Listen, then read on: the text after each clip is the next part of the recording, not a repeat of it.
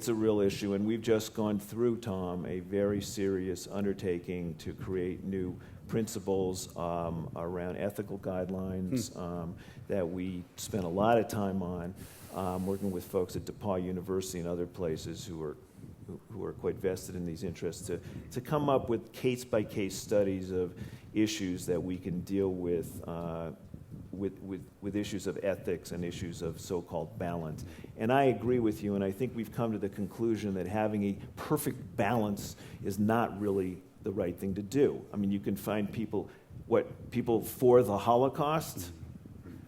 I mean, you're not going to, that's not what we should be about, and that's not what journalism should be all about.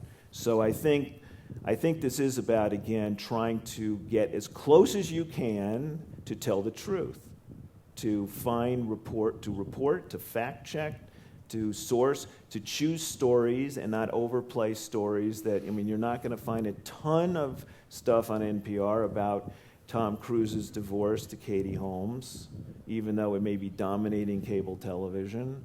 And some of these other stories, I think, are, we will deal with, and we're going to try to deal with it in an objective way as possible. But it's not going to be a quid pro quo, one over here, here's somebody on the other side, here's somebody on the other side.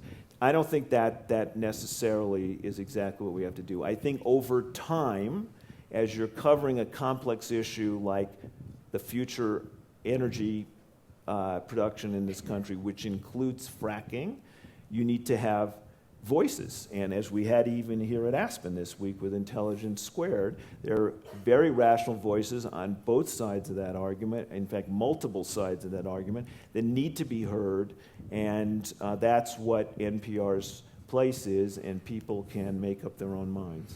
Well, Gary, in full disclosure, I should note that my daughter works for National Public Radio on the election unit. She was